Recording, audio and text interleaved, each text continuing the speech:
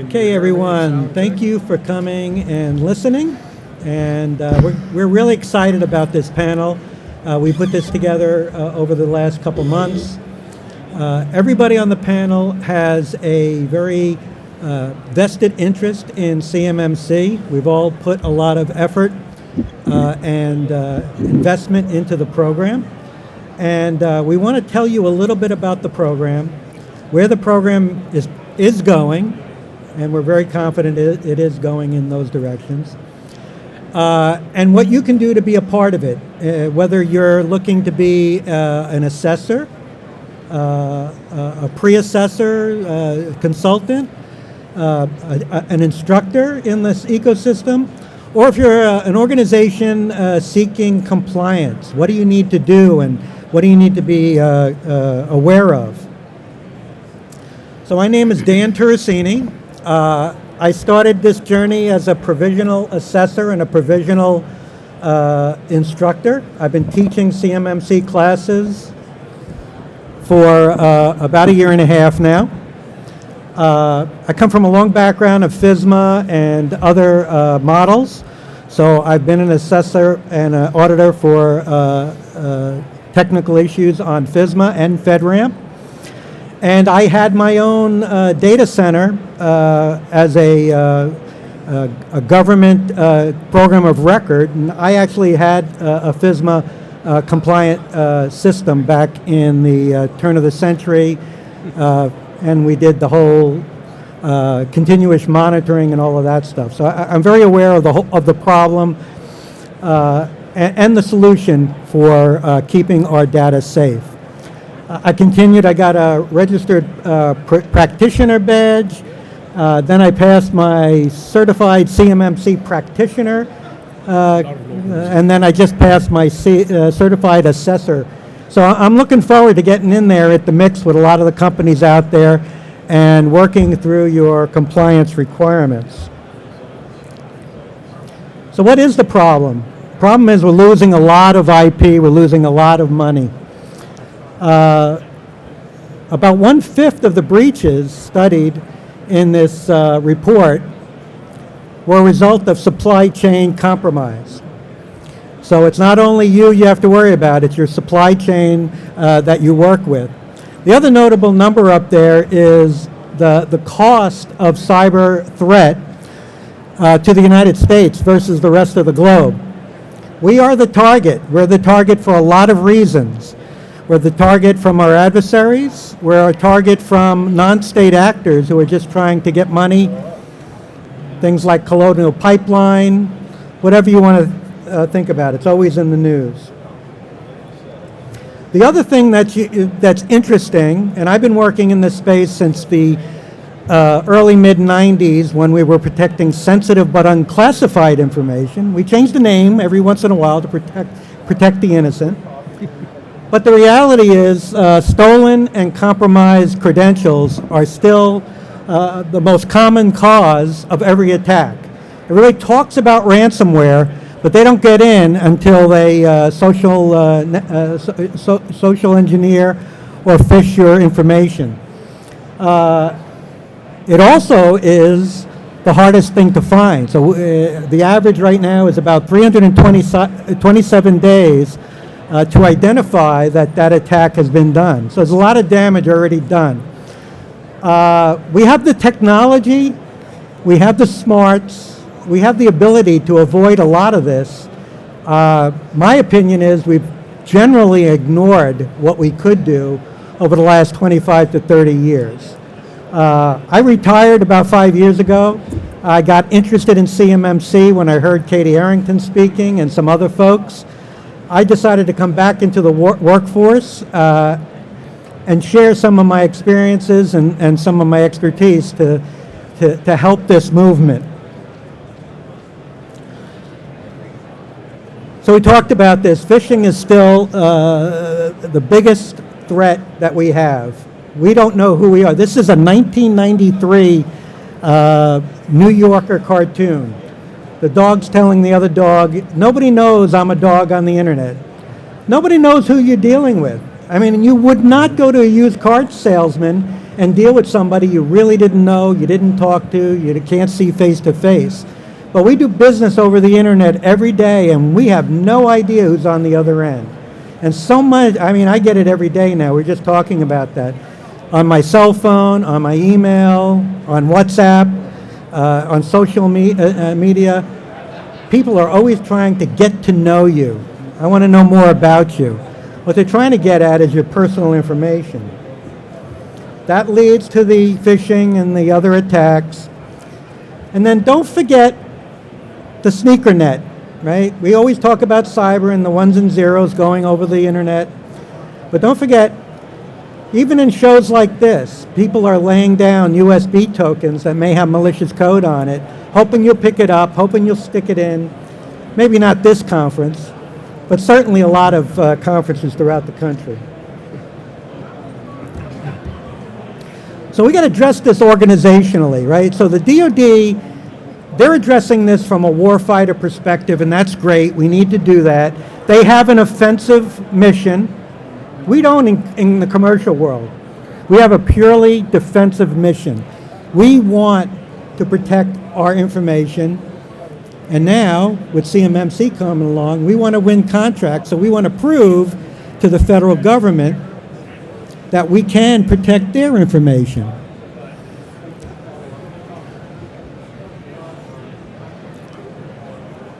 So the annual estimated loss of intellectual property from the U.S. is $600 billion. That doesn't count the fraud. That doesn't count the waste and abuse. This is just IP walking out the door. It's happening in small and large organizations. It's happening at higher education facilities all over the nation. I did a couple of assessments for some very large universities that get upwards of up to $1 billion a year in grant money. And that stuff's just walking out the United States every day. The loss of IP and other reasons put our warfighters' lives at danger and diminishes our global competitive advantage. What if somebody hacked into a specification storage facility in a manufacturing plant and was able to change the specification just enough so a wing on an airplane fell off and the plane crashed? What if somebody played with the GPS system? We know it's already happening. Some of our targeting systems are dependent on GPS. What if somebody messed with the navigational aids that are out there and ship went aground? It's been happening. Doesn't make the front page news, especially the shipping part, because the United States forgets we're a maritime nation. But it's happening now. And we're at risk not only from our warfighter perspective, but are we able to supply our theaters of war?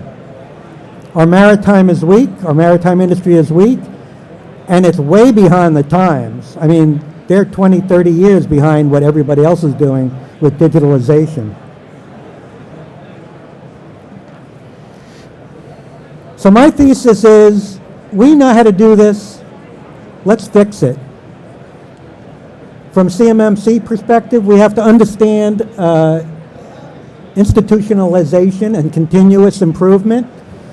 CMMC is not you get certified and you're done, right? You got to keep that momentum going. We need to be persistent and habitual. People are a big part of the problem. They don't have to be, but we let them do whatever they want to do. We don't pay attention to what they're doing. We got to keep them educated. Cooperation. This is what you see at the podium here. All of these people are in the ecosystem. All of these people are looking to sell what they sell, but they're going to work together to get the message out. They got to cooperate because we're in early stages. This is an early stage program. It's coming. It's not stopping. We're going to start assessments sometime next year for sure. Contracts are not going to be awarded sometime in 2025 if you're not compliant. So you got to get on board with this. And if you haven't started heartily right now, you're way late. So I'm going to introduce my panel, and I'm going to let them talk to you a little bit. I have Ali Prabrai. He's the Chief Executive Officer at EC First. Greg Manson, Vice President of Security, Audit, and Compliance at Pago. Toby Musser, Chief Executive Officer at M&S Group. And David Brown, the Chief Executive Officer of the Learning Tree International.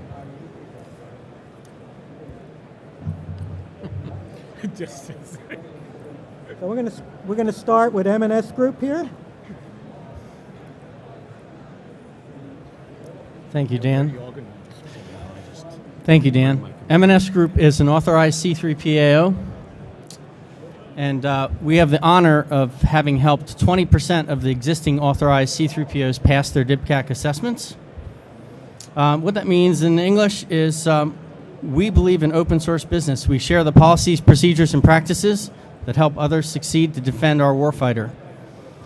And everything we do is focused around defending that person in the field. I think a very important piece that Dan said, don't miss it.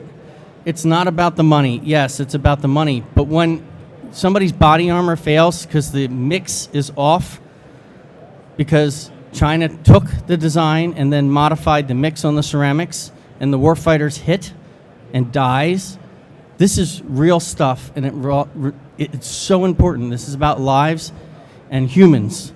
And sometimes we get off into the numbers and the esoteric things of cybersecurity, but we need to remember this is about our warfighters defending our country, and I just want to make sure that's at the top of our mind. CMMC, we have 7 CCAs, those are authorized people to help assess you, and 15 CCPs.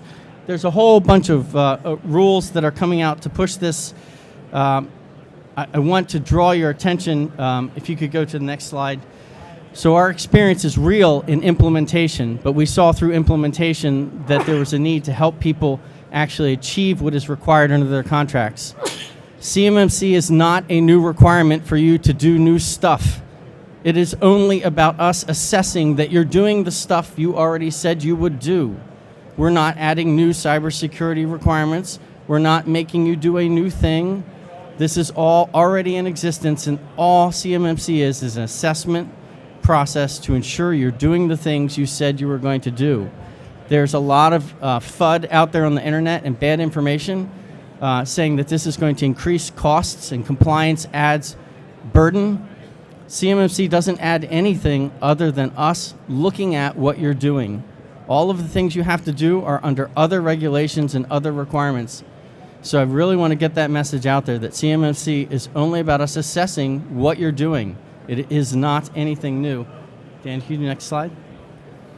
Okay, so a couple things here. Tomorrow, FAR 40 should have a release that starts to extend CMMC to all federal contracts.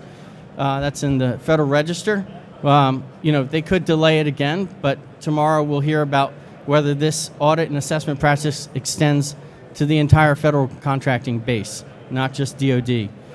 It's important for you to watch what's changing, but there's too much. So let me make it really easy for you.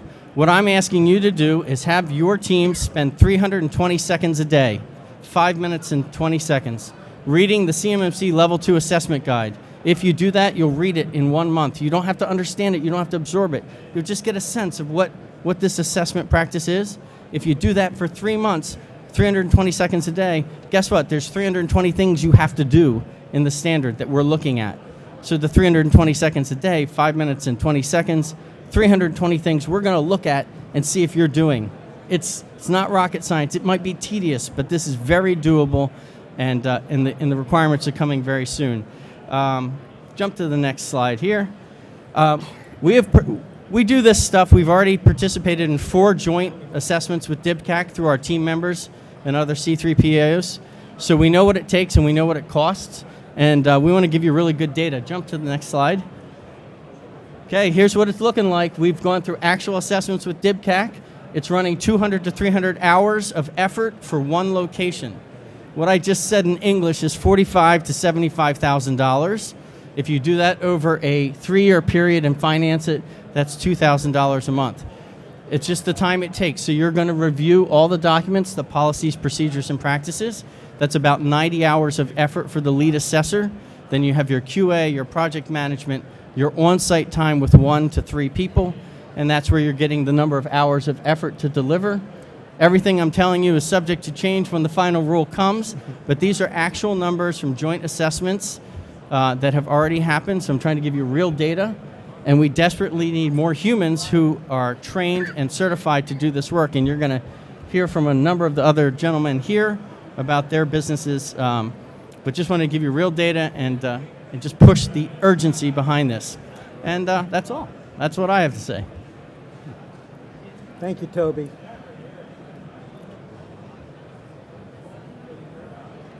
Okay, now we're going to move to Tego. Greg Manson. Toby's right. CMMC is an assessment process. You're assessing against controls. If you don't have those controls, you're going to have gaps. And that's where an RPO comes in, and that's where Tego can help you. I'm Greg Manson, the VP of Advisory Services for Tego. Tego is, by revenue, the largest professional services company based headquartered in North Carolina. A lot of people don't know our name. Hopefully you will as we start to branch out and get more involved. If you could go to the next slide. And the involvement's important to me. Our mission in the advisory department is to reduce risk. So we do a lot of assessments. We engage with a lot of customers. And that's our core focus, is to reduce risk. That includes security risk. It includes compliance risk, which we're talking about today. But it also includes something that's near and dear to my heart. In my prior career as an IT director and CIO, we have to reduce risk to IT operations and cost. And that makes our advisory team uniquely suited to help you in this endeavor to become CMMC compliant as a registered practitioner organization. Because we're going to help you balance and work on your side in preparation for the assessment to make sure that you have the controls in place that you need, that you can implement those controls in a cost-effective way that's not going to add 15 IT staff to your department. And we can do it as an RPO with our professional services, the aforementioned group, our all senior level systems, applications, and network administrators that are going to allow us to work and address your plans of action and your gaps and help you eventually get compliant. But the key concept for Tego as your RPO is that we are on your team. We're part of your team. We can do everything beyond the pre-assessment and identifying the gaps, including internal audit as a service. We're maintaining and monitoring your controls for you, in addition to helping consult and do the implementation for you. It's a tremendously, I was talking to Dan, if I can call you out just a few minutes ago, we're a force multiplier. We're not a cost. And it's going to get you to a place where you can get compliant, stay compliant, and ultimately reduce risk, because we're dealing with one of the best security frameworks that you can talk about here in this 171. If you could go to the other slide, next slide. That's just, and then that's me. It's a CV. If you could go to the next slide. Art, well, wasn't there one in between? Did you? Yeah, see, he's missing one. I did want to mention that we do have a broad range of experience beyond CMMC. Primarily started working in HIPAA, but working with Sarbanes-Oxley. And also we have a niche in being able to, if there's any life sciences customers out there, we can help you with IT compliance for BARDA.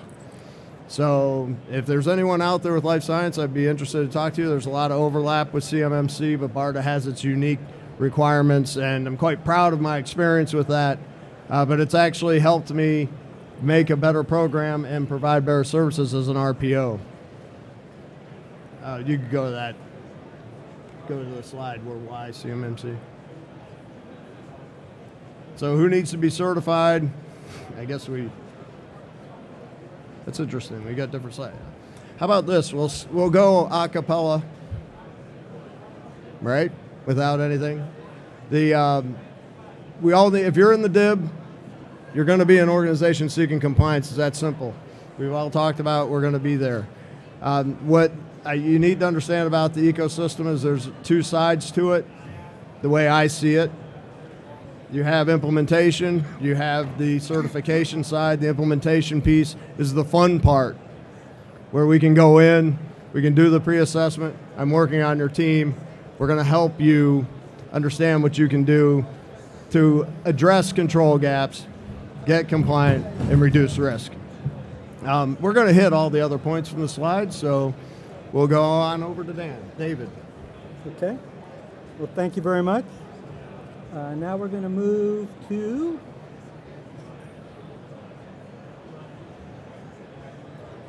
Dave Brown and the Learning Tree.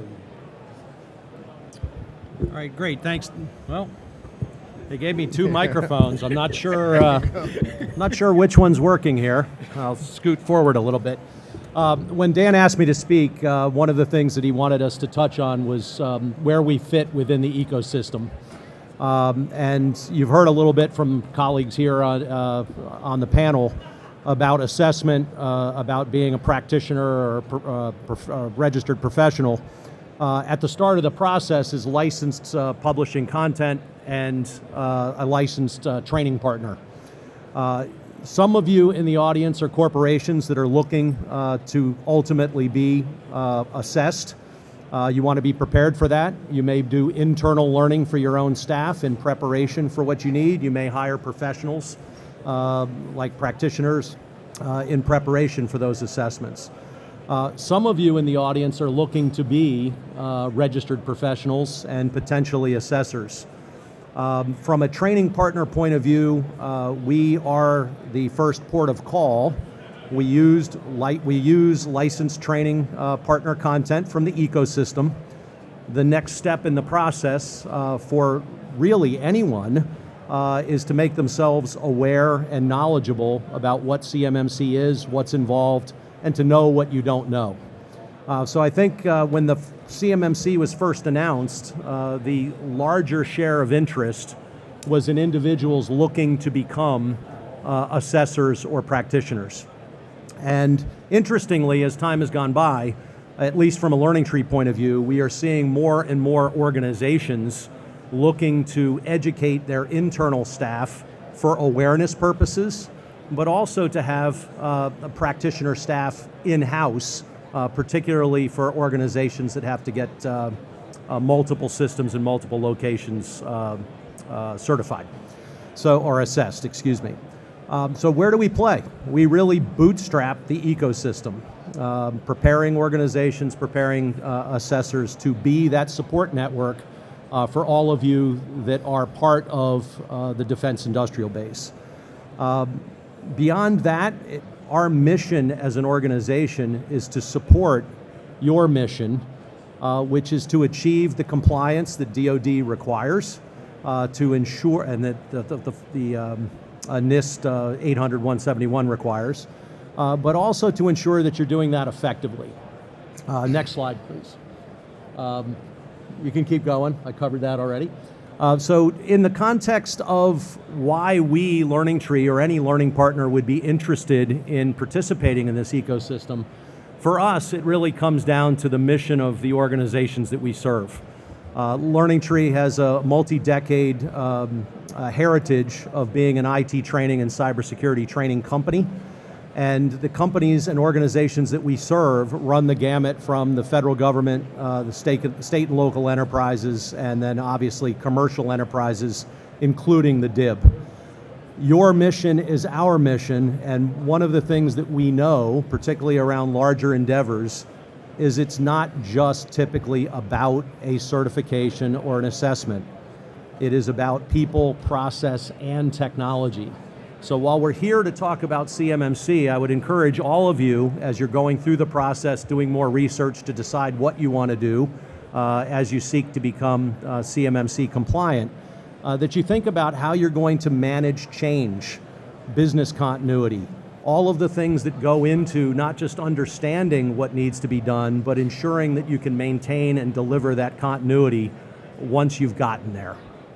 Next slide, please. So from an organizational point of view, our primary delivery, and you should seek this from any learning partner, is the subject matter expertise that we bring to bear. Yes, we and our competitors are training companies. Training, you could say, is training. That's not quite true. What really matters is not just knowledge of the content, but the real expertise of the people doing the training. And LearningTree focuses on hiring real-world industry experts that are there not just to help you understand the licensed content and to do what the certification tells us we need to do, but ultimately to help you bring that into the context of your organization.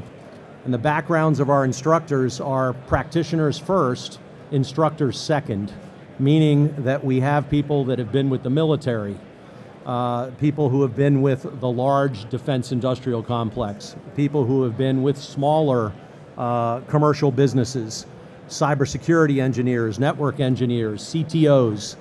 The bench of assessors and instructors, or assessor instructors that we have is quite robust.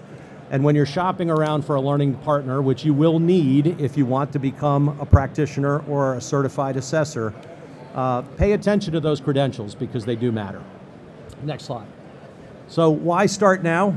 That's the big question. Obviously, rulemaking is still to come later this year. You heard a reference from Toby that FAR 40 may come out tomorrow, and it may signal that the CMMC requirement will stretch beyond defense and into the civilian agency's supply chain. That's one of the reasons that LearningTree got into this space. If you think about it from a commercial point of view, and many of you represent commercial enterprises, the ability to maintain and support multiple assessments, multiple certifications, if you will, makes things complex. And our belief when we entered this ecosystem was that the 800-171 is the foundation, the what, the standard that we all need to comply with, becomes a certification process that the government inherently should desire to make consistent. So my point is, for those of you that are interested in this space, this is going to be, in my opinion, a big market. It's not just the DoD supply chain. It actually potentially will become a civilian agency supply chain. And around the world, whether you're in Canada, Japan, or Europe, if you're part of that supply chain, there probably will be conformity with other governments adhering to certifications that are similar. So get in the game early. This is fairly complicated. The practitioners and assessors that can work with you can simplify it, but it does take time, and most of us do not know what we don't know yet. So good luck with it. Hopefully LearningTree can help you out, and I'll turn it over to Dan for our next speaker. Okay, now we got Ali Prabrai from EC First.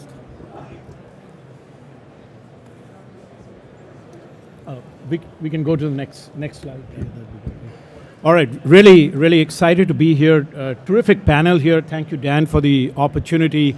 Some of you who are in the cybersecurity space, you may recognize some of the credentials and certifications in the cybersecurity space. CISSP, Security Plus, these are all industry gold standards, if you will, in terms of certifications. My organization, EC First, is very focused in terms of CMMC. We were one of the first organizations as an LPP, and as David mentioned, authorized to develop official CMMC content. And on the logos that you see on, actually, let's go to the next slide. So these are logos that are very, very specific to the CMMC ecosystem. And for the past 24 months, this has been our passion, working really hard in the CMMC ecosystem. It's a tsunami that's coming.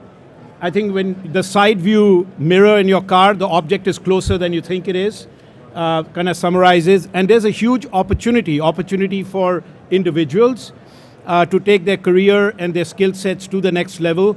I cannot see a future 3 to 5 years from now where anyone who's a cybersecurity professional does not have the CMMC designation. So those two credentials that David was talking about, CCP and CCA, Certified CMMC Professional and Certified CMMC Assessor, those are in production today. David's organization, like my organization, are delivering training programs as we speak for individuals to achieve those designations. My organization was the first organization in the country to actually roll out the Certified CMMC Assessor credential. So there's a lot of opportunity for individuals in this ecosystem. Dan?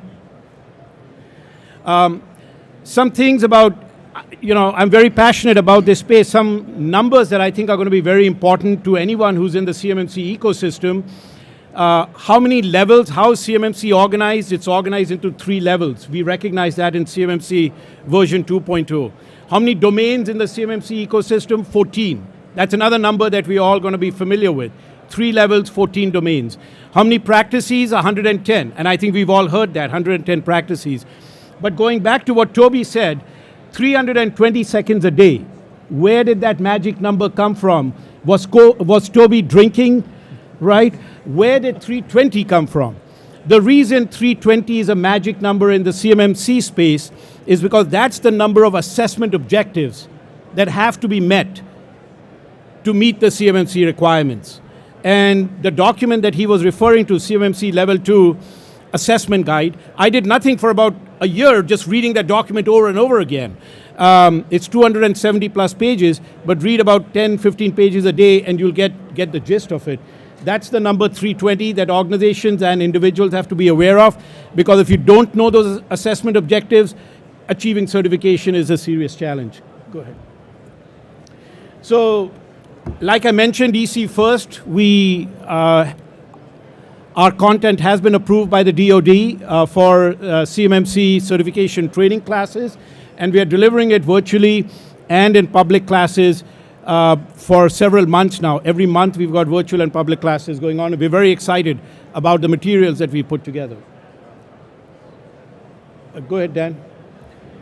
I've been working on this book that will be out sometime in July to kind of a handy guide, if you will, to navigate your journey to achieving CMMC certification. What could be more exciting?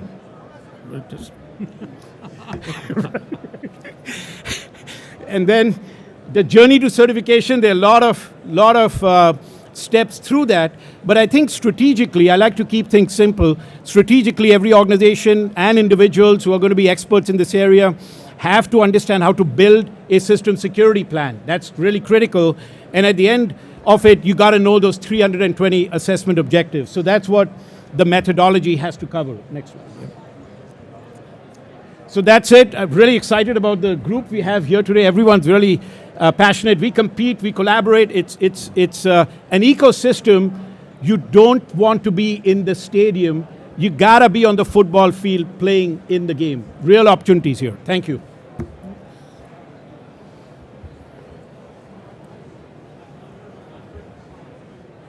Dan, can I say one more thing? Sure. Hey, I want to characterize something for you. There's opportunities if you're serving right now and you're going to exit. Your knowledge and expertise are needed to understand the way the government works, and you can take this training and you can land in a great spot in the civilian world defending the country. There's opportunities if you are serving and you're staying in to understand what this is and how it applies to the contractors, the primes and subcontractors that are helping you, and letting them know that this might be tedious, but it's not impossible. And I think there is, if you're in the world of providing services, many of the people here, the opportunity is to support all the contractors. So there's a lot of opportunity. It's very rare that something like this comes online to create a new market that also has a mission, a why behind it that's worthy of getting behind. And I think, so there's something for everybody to do here, and you can do great things and make money at the same time. And I'll just tell you, when CMMC came around, I've been advocating for some kind of way to make sure people are doing what they need to be doing. Ever since I started playing with SBU 150 years ago. And like I said earlier, we've just ignored this for so long, and now we're in a world of hurt. We got a lot of problems, and this is why we have the problems. A little bit of emphasis on what they were saying earlier, though. As a CCA or a CCP, you have to have that expertise. You have to make that marker to be an instructor. So we're not just building teachers. Teachers are coming out of the technical environment, out of the assessment environment. All of the provisional assessors and the provisional instructors have done FedRAMP, have done CIS, have done all of the different models you can think about. So they're very established in this space. So we got a time for questions. I have some questions. I'd rather you ask questions. There's a mic right here. And while you're getting up to go to the mic, I'll start with my questions. So I'd like to start down in the end with Ali and David. So from a learning perspective, we've talked about, maybe beyond just getting a CCP certification, folks in the ecosystem, the organizations seeking compliance, should probably get a CCP or a CCA on staff. Ali, what do you think, and how do you think that would work? Yeah, I'll use the phrase, we cannot afford to be illiterate to the CMMC standard.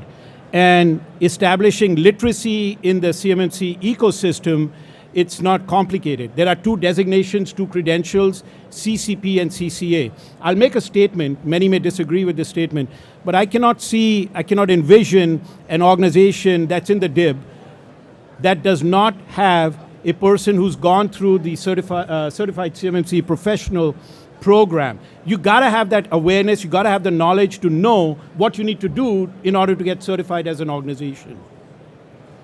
Yeah, I would agree with, You need to. I got to figure out which one here is working. I would agree with Ali. One of the things that we've seen, it's analogous, I think we've all at the organizations that we're in have hired consultants from time to time. You can hire a consultant to come in, take your watch, tell you what time it is, and fix it once. And then they leave, and things don't go as they seem as time elapses and things change. So to Dan's point, to Ali's point, I think it is about literacy. And interestingly, as I mentioned earlier, organizations are actually asking us to come in to do training, not just for people who are looking to go through the training and ultimately potentially to get the credential, but actually C-suite people and department heads that are looking for awareness as to what this is all about, what it means, what the implications for their organizations are, and how to help the organization manage through that. So awareness is building. If you haven't thought of that, you may want to do so because it seems to be picking up. And then extending on that same question, literacy, right? I've been involved with some assessments. I know my two friends here have been involved. Where do you see the ability to get through an assessment, even a pre-assessment, with a group, an organization that doesn't have that expertise in-house? Because remember, you got to own this. This is your cyber program. This is your protection program. You need to live this. It needs to be perpetual. It needs to be habitual. It's all on you. So when you walk in and they don't have somebody that's necessarily literate in this space, does that make it harder to assess? The answer is yes. The literacy problem is, I don't know, it's a huge problem actually. So I love that concept. I like to use that. And we come in and a lot of organizations have a part-time point of contact that maybe had some IT exposure and then got given the great opportunity to be the CMMC compliance person. But she hasn't spent the time with 320 seconds a day to familiarize herself with the assessment process. And it's been just a checkbox initiative, and that's really problematic as you get in and you start to see what they do. I want to deviate a little bit because we, in the RPO world, deal with customers that are just kind of getting started. There's a one-man, one-woman shop, and what we're seeing is just the first 3 basic steps to compliance or starting your compliance is literacy, knowing what it's all about. 2, getting your system's description and understanding the workflows that are going, and then being able to understand the actual scope of where your FCI and CUI are. And we're not, and there's literacy about your own environment that we're seeing is lacking. So we put a lot of time in that. But if we come in and we have someone that's not aware of the tenets, the principles that CMMC is trying to espouse, we have to fight that battle before we can actually get into I haven't even started the assessment. We're just getting you to a point where we can identify where the CUI is and why we're looking at it before we can even start to identify what controls you have. And if you're in that situation right now, 2025 is coming up very quickly, and it's going to be problematic for you. Toby? I guess I would add, there's a philosophical issue here. People are pencil whipping and regs. They're just going through and checkbox. Our job as assessors is to look for muscle memory in the organization. Are they actually doing it, and is it real? And I think there's a perceptual split, and the effort the DoD is going through, with tremendous effort, is to bring this together to move from pencil whip to actuality, to real muscle memory. The most recent, 7024 contract officers shall consider the SBRS score in awarding a contract. The gates are closing quickly to enforce that this has to be real. Muscle memory, something you're really doing, not pencil whipping it. And that's a change. It's going to take a little time, but we don't have a little time. So the next 18 months, it'll become very real. Thank you, guys. So along those lines, my company just won a Can you hear me? So my company just won a contract, and we're going through security clearance. How does CMMC relate to security clearance and the standards there? Because I'm going to be doing both of those, it sounds like, at the same time. Can we take that? Okay, so they're not directly related, but they are tangentially related. Your security clearance is a different set of regulations, and you have your FSO, you have your facility clearance you're going to get, your people are going to go through suitability checks, that whole part, right? CMMC doesn't touch that. It is about information and information flow. CMMC is making sure that you're doing the rules about information flow, right? We're just assessors. The normal English is auditing, but that is not the proper term. We're assessing, right? Whether or not you're doing the things as it relates to how information flows from the client, from the government, into your organization, things that you create on behalf of the client, the government, and how it goes back and you protecting information. So it's related, but they're two different things. The concepts of spillage for secrecy do apply when it comes to CUI. You have the same types of responses, but they're in parallel, right? They're not actually commingled.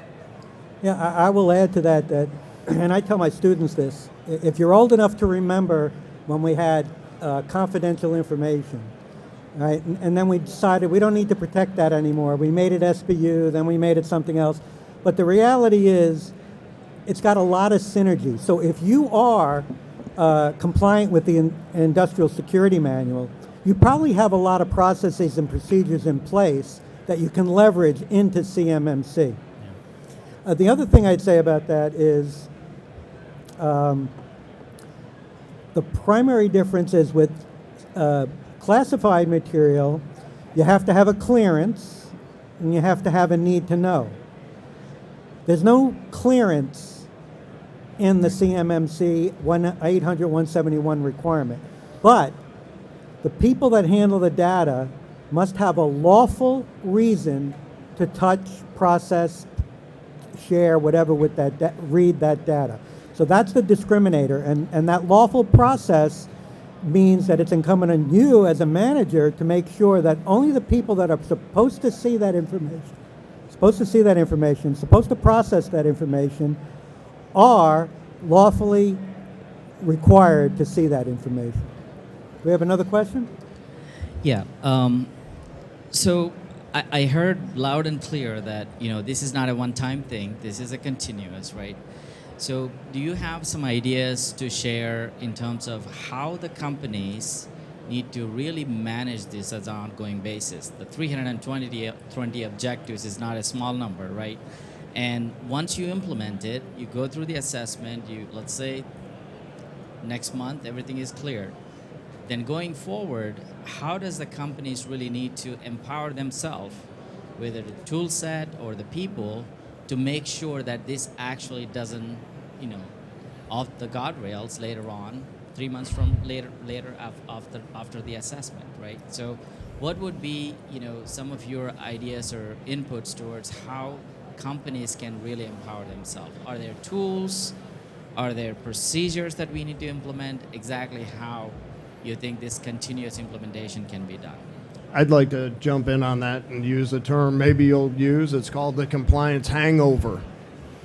So you go, you work hard, you get compliant, and then you don't have an assessor coming back for a year, 3 years, and you're like, oh, I can kind of rest on my laurels, and you lose visibility to what you've had in those controls. So at its foundation, you have to keep a cadence, and actually that should be in your system security plan, what you're continuously monitoring.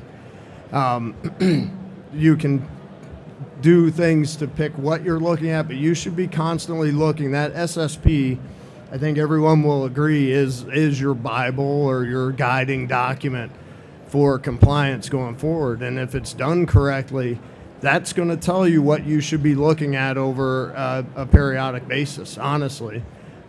We offer, I'm not trying to sell the service, but a lot of our customers don't have the teams to stay on top of those controls and keep that type of cadence for the continuous monitoring and change control. So we offer to do that, and we can as an RPO. It's a difference from being a C3PA, so we can work like a consultant and advisor and do the services that are core to us. But the idea is that it's exactly written in your plan. And if you're not following your plan, you're not going to be compliant.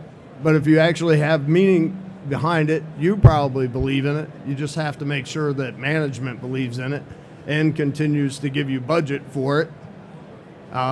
So that's my thing, is that you already had it in your plan. There are resources that you could use to do that, but implementing some type of internal audit that can assure that you have the muscle memory and enforce the muscle memory, make you work out every quarter, is really the simple answer. There's no silver bullet to it, but it should be planned, and you should be handling it as part of that plan. Yeah, I think you got to own it. You got to own it at every level of the organization. One of the reasons my little company was successful was because I did what I was telling everybody else to do, and I made sure they did what they needed to do. And if you don't do that, if you're not living this is a maturity model. If you're doing the same thing you were doing in year 3 that you were doing in year 1, you're not following the program, right? You need to constantly work on that. I'd like to bounce off of that and talk to the education folks. What, beyond just getting a CCP or a CCA training, what other training can you offer companies to keep that maturity going beyond just meeting those minimum requirements? I'll jump in and just turn it over to Ali just real quickly. When I referred to people, process, and technology as a broader learning company, we do focus on change and the impact that organizations are looking for. And to be honest, sometimes the hardest thing is actually the change in the question that you asked. Great, I took the magic pill, I went through the pain and suffering, it's like the January 1st diet plan, and you get where you're going, and the minute you get there, you're like, boy, those desserts look great. Business continuity is key. We've got clients that once they get any type of certification or any type of assessment like is being described here with CMMC, they realize that change management, business continuity, and some of the other elements of business behavior need to be injected into the organization. And so I would encourage you not to bite all of that all at once, but if you are going to invest, which you need to become compliant with CMMC, it behooves you to think through how are you going to go through managing change to make sure that you have the business continuity. And that's a learning curve too. It's not just something that people can flip on and off. No, I agree with you, David. Going back to the question, CMMC at a high level is all about securing the supply chain, the cyber supply chain. And the magic number, this 320 that has come up a few times here, to go back to your question, if you read through exact words in each of those 320, it's going to force the issue on you for continual improvement. It's very precise, it's very prescriptive. They've done a great job in terms of articulating that and providing examples for that. So I think that Japanese word, which they've used so well with the car companies, continual improvement, Kaizen, couldn't summarize CMMC in one word better than that word. It will force, and the reason I think organizations have to be very serious and start early with CMMC is that, there is certification tied into it. Certification brings credibility, and it's evidence-based. If you don't have the evidence to produce on a continual basis, you're not going to be able to maintain that certification. So I think the combination of it's a global standard, it's securing the supply chain wherever that supply chain may be, evidence-based, I think all of those really lead to where it's going to be highly impactful in impacting the DNA of any organization. So real practically, if you have an ITAR program or export controls and somebody's already running that program, or if you have an ISO 9001, 27001, or 20000, crosswalk the regs. The frameworks have so much overlap. You're probably doing a lot more than you think you're doing. And those people who are managing your internal compliance programs already, you may be surprised at how far along you are and your ability to execute. So definitely if you're running, especially if you have an ITAR program and you're doing it well, you know how to handle the information already. You know more than you think you know.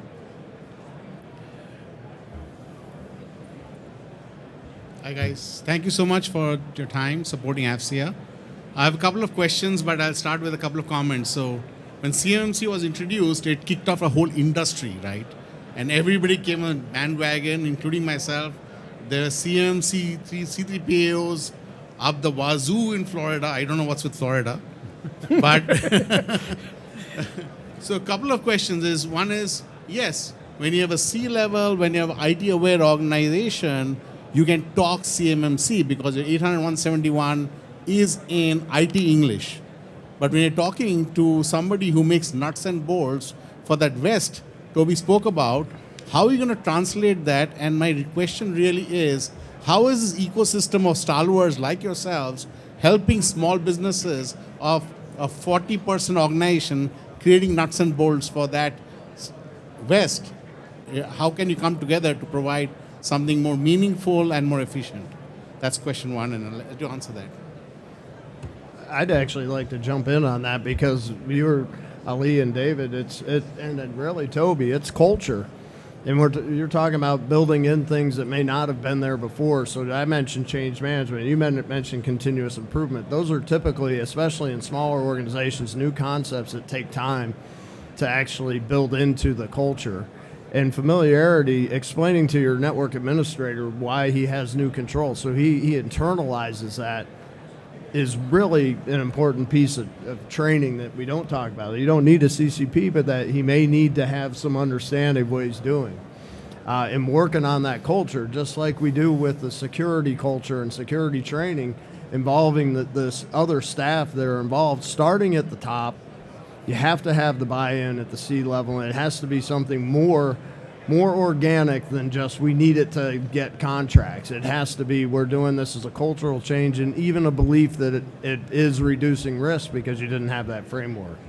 Again, there's no silver bullet to doing it, but changing that culture and implementing that SSP is really important. I did want to say one other thing about Toby, and I really appreciate you mentioned 27001. But we do that. We get clients that say, here's our 27001, here's our ISMS. Okay, we're good now with our SSP. Scopes are different. So they do crosswalk, but you have to be really careful about what you're looking at in your ISMS and make sure that matches or make them match before you start to do the crosswalk. But that's a great head start if you have one of those certs already. I would say it's not our responsibility. It is each company's responsibility. And we're all adults, I can suggest gamification and using the glossaries. Its adult learning principles indicate that gamification has less evaporation after a training. Like right now, it's about 70% knowledge evaporation after a training session. And if you use gamification, so to give you a concrete idea, say, everybody tell me what a period is, a period of time. Well, in the glossary, a period happens to be once a year. That's not a definition that people think is normative.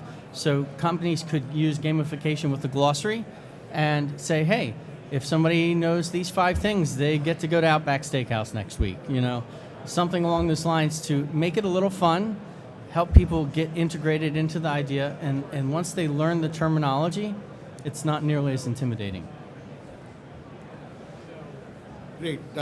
In the interest of time, a second question, and interesting, David and Uday, you brought this up, is you spoke about how CMMC is something of a universal standard.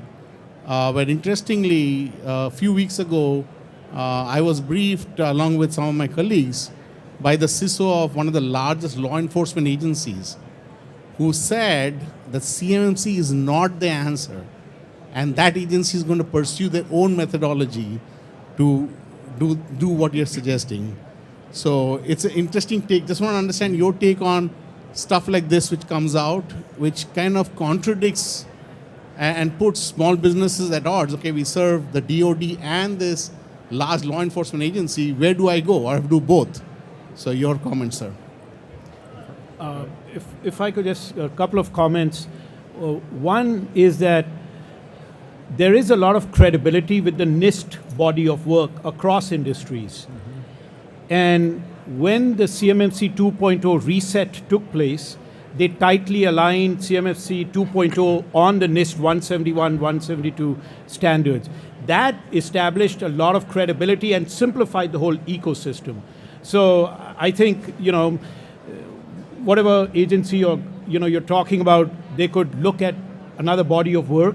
But I think when you think of NIST and a certification program built on NIST, tightly aligned to it, it is CMMC.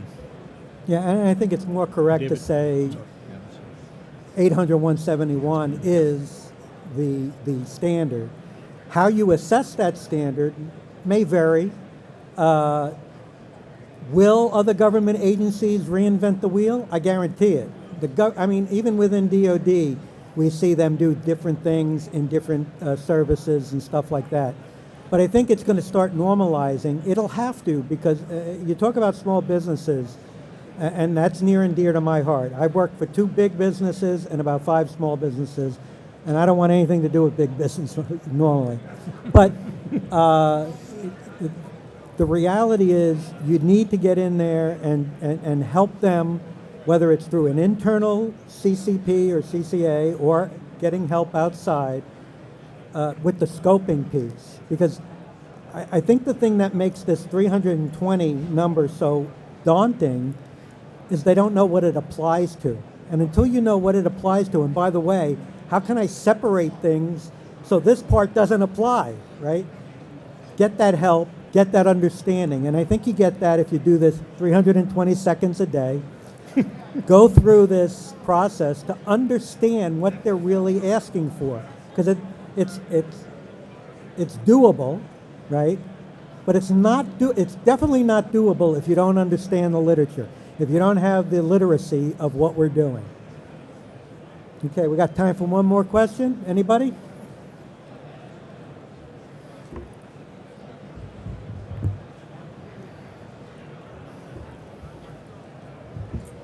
Going back to a small business. So I do a lot of work with my MSP. How do I need to have them included in the CMMC process? You want to go? Or you want me to go? Oh, I'll let you go. Okay. That's. I will say I'm letting Toby go because that's been a topic of discussion in the town halls and all of what we're talking about on the implementation side and how you're dealing with the MSPs, which I think I heard, who actually have access to the level where all your access controls are going to have to be reviewed and what they're going to do. I'm saying we're still struggling with getting proper guidance from my perspective, so I'm hoping Toby can offer something insightful. So I'm letting him go. I'm excited. Well, thank you, Greg. So you should start with the shared responsibility matrix, right? So all the things in CMMC are inherited from 853 or FedRAMP, right? So it's a little chunk of FedRAMP. So your MSP should at the very least have a shared responsibility matrix. And then you'll want to ask them for the things that they say they are doing to give you artifacts, in English, evidence that they are doing those things, so that when I come in and assess you, that then you can produce those artifacts or evidence for me as an assessor to demonstrate that they are actually doing those things. If it is a shared responsibility where you're both doing those things, you should talk about that ahead of time. And the assessment guide has a discussion section. It's written in plain English. It'll tell you what I'm looking for. Go to the discussion section in the CMMC assessment guide, and it's going to let you know exactly the words. I'm using those words. I'm going to ask that exact question. So if you read the guide, you will know the question, and you can be prepared to provide that piece of evidence. There is a challenge that is not clear, and that is something called FedRAMP moderate equivalency. And that is a subject that is still unclear. If I call up a 3PAO and say, I would like to be FedRAMP moderate equivalent, the first thing they'll ask me is, well, how do you have a relationship with the government? Because to do a FedRAMP assessment, FedRAMP has built in that you have a counterpart. It's not just you, you're interacting with an agency or somebody who, right? So if you don't have that, quite a number of the things in FedRAMP you can't do because you have no one to give them to, right? And so saying somebody has to have FedRAMP moderate equivalency is something that has to be worked through, but at the very least have that shared responsibility matrix and hold them to the same standards you hold yourself. And if I may, Toby, just one other thing, because in the audit you're going to be looking at the attestations and certifications that the MSP may have. That's okay. I would encourage that. The issue that we have is exactly what Toby said. Their willingness, first of all, and then their ability to provide in your instance the evidence that we need to see that they're doing the controls they're responsible for has been really difficult in my experience. So that's something I hope to get involved with more MSPs to try to get them to align to it. But what we're seeing is too often they're just hiding behind their ISO certification and their SOC 2, which really is just too broad. And it really hurts the customers that are paying for their services because they can't produce the log files that we need or the proof even that they are following the role-based access or other access controls that they have. And it's hugely dangerous. The SolarWinds nightmare should scare everybody because all MSPs are typically using SolarWinds. So that's my biggest problem with that, and there really hasn't been a way to crack that nut because the agreements that you have, your MSP agreements, aren't in tune with the new compliance requirements that you're going to have. So what I would selfishly say is we give away for free all of M&S Group's policies, procedures, and practices for MSPs, and at no charge you can talk to any of our CCAs and ask implementation questions. And if you know an MSP that's really good, we'd love to help them become a C3PAO and be an uncle, a big brother, and help them along. It's part of our volunteer work for the Cyber AB. So we're here to help other people become great competitors to us. So thank you very much. I'm going to close out by saying, just remember, this is your organization's SSP. It's your organization's cybersecurity program. You got to own it. You got to bring it in and own it. It's not somebody else doing it. It's not, oh, I'm in the cloud, I'm done. It's all your responsibility. You're the one up for evaluation. And there's no doubt this is going to happen. Is it going to happen by the end of this year? I don't have that crystal ball. But this is going to happen. And there are reasons that it's not going to be later than mid-2025 when things are going to start shutting down for contractors to be able to achieve contracts without some kind of compliance.